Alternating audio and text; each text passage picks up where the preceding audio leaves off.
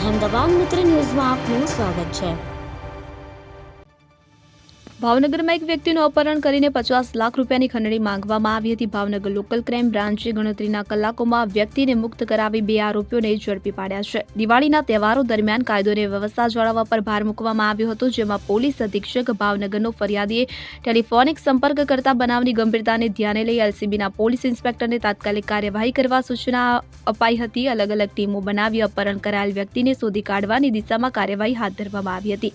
રાજકોટ ખાતેથી આરોપીઓની ચુંગાલમાંથી વ્યક્તિને હેમખેમ છોડાવી લેવામાં આવ્યો હતો। આ કેસમાં ગોપાલભાઈ બોઘાભાઈ બાંબા ઉંમર વર્ષ 40 રહેવાસી માલધારી સોસાયટી ભાવનગર હાલ નારી અને કાનાભાઈ રાજેશભાઈ ટોળિયા ઉંમર વર્ષ 24 રહેવાસી શાળા નંબર 29 સામે થવા નવા થોરાળા મેઇન રોડ રાજકોટ નામના 2 આરોપીઓની ધરપકડ કરવામાં આવી છે, જેમાં આરોપી ગોપાલ બોઘાભાઈ બાંબા વિરુદ્ધ અગાઉ પણ ગુનાઓ નોંધાયેલા છે। તેમાં ભાવનગર શહેર ભરતનગર પોલીસ સ્ટેશનમાં આઈપીસી કલમ 302, 307, 341, 504, 506(2) અને જીપી એક્ટ કલમ 135 હેઠળનો ગુનો, નીલમબાગ પોલીસ સ્ટેશનમાં વર્ષ 2003માં આઈપીસી કલમ 302 હેઠળનો ગુનો અને ઘોઘા રોડ પોલીસ સ્ટેશનમાં લૂંટ તથા ઇંગ્લિશ દારૂના ગુનાઓનો સમાવેશ થાય છે।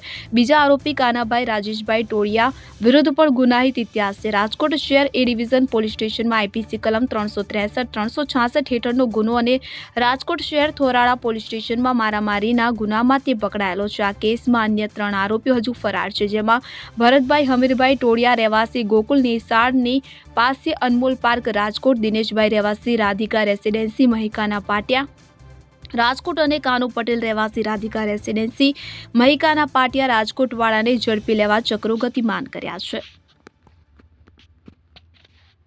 અહેમદાબાદ મિત્ર ન્યૂઝની યુટ્યુબ ચેનલને સબસ્ક્રાઇબ કરો અને બેલ આઇકોન જરૂરથી દબાવો, જેથી દરેક મહત્વના વિડીયોની નોટિફિકેશન તમને મળતી રહે।